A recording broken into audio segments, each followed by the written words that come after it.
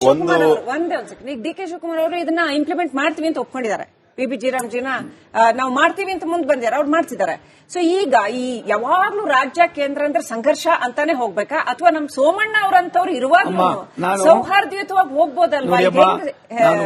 ಸಹಕಾರ ಕೊಡ್ತೀರಿ? ನಾನು ಫಸ್ಟ್ ಸಿದ್ದರಾಮಯ್ಯನವರಿಗೆ, ನಾವೆಲ್ಲ ಜೊತೆಲಿದ್ದವ್ರು ಜನತಾ ಪಾರ್ಟಿಲಿ, ನಾನು ಸಿದ್ದರಾಮಯ್ಯನವರೆಲ್ಲ ಜೆ.ಎಚ್. ಪಟೇಲ್ ಗವರ್ಮೆಂಟ್ ನಲ್ಲಿ ಮಂತ್ರಿಗಳಾಗಿ ಕೆಲಸ ಮಾಡಿರೋರು, ದೇವೇಗೌಡ ಸಾಹೇಬ್ರ ಜೊತೆಲಿ, ಬೊಮ್ಮಾಯಿ ಸಾಹೇಬ್ರ ಜೊತೆಲಿ ನಾವೆಲ್ಲ ಒಟ್ಟಿಗೆ ಇದ್ದಂತವ್ರು. ಆದ್ರೆ ಆ ಮನುಷ್ಯನ್ಗೆ ಏನಾಗಿತ್ತೋ ಗೊತ್ತಾಗಿಲ್ಲ.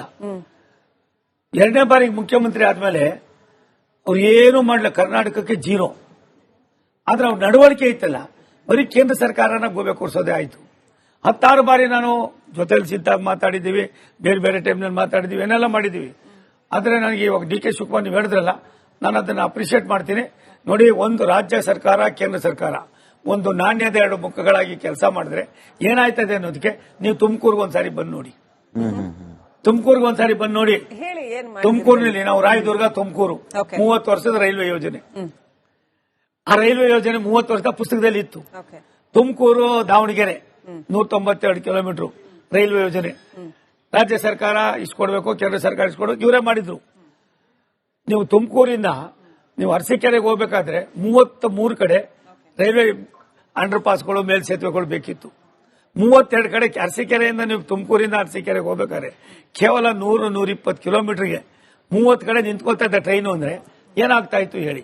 ಅಂತದ್ದೆಲ್ಲವನ್ನು ಕೂಡ ನಾವು ಕೈಗೆತ್ಕೊಂಡು ಇವತ್ತು ಭಾರತ ಸರ್ಕಾರ ಮೇಲ್ಸೇತುವೆ, ಕೆಳಸೇತುವೆಯನ್ನು 100ಕ್ಕೆ 100 ನಾವೇ ಮಾಡ್ತೀವಪ್ಪ, ನಾವು ಬೇಡ ಅಂತ ಹೇಳಿ ಇವತ್ತು ರಾಯದುರ್ಗ, ತುಮಕೂರು ಕೈಗೆತ್ಕೊಂಡಾದ್ಮೇಲೆ ಇವಾಗ ನನಗನ್ನಿಸಿದೆ ಪಾವಗಡವರೆಗೂ ಟ್ರೈನ್ ಬಂದು ಇವಾಗ ಮೊನ್ನೆ ತಾನೇ ಇನ್ಸ್ಪೆಕ್ಷನ್ ಆಯ್ತು. ರಾಜಣ್ಣ, ಪರಮೇಶ್ವರ ಎಲ್ಲ ನಿಮಗೆ ಕೋಆಪರೇಟ್ ಮಾಡ್ತಾರೆ?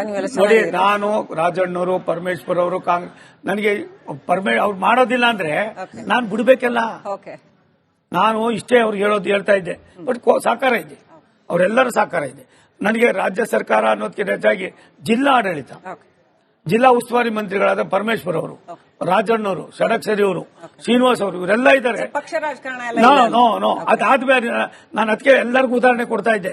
ನೀವೇನಾದ್ರು ಹೋಗಿ ರಾಜ್ಯ ಸರ್ಕಾರ, ಕೇಂದ್ರ ಸರ್ಕಾರ ಕೆಲಸ ಮಾಡಬೇಕು ಅಂದ್ರೆ ಹೋಗಿ ತುಮಕೂರು ನೋಡ್ಕೊ ಬನ್ನಿ. ನಾನು ನಿನ್ನೆ ರಾಜಣ್ಣವ್ರಿಗೆ ನಾನೊಂದು 30 ಕೋಟಿ ರೂಪಾಯಿ ಕೊಟ್ಟಿದ್ದೆ ಪ್ರಧಾನಮಂತ್ರಿ ಇದೊಳಗೆ ಚೆಕ್ ಡ್ಯಾಮ್ಗಳಿಗೆ. 3 ಕಡೆ ಡ್ಯಾಮ್ ಮಾಡಿದಾರಮ್ಮ.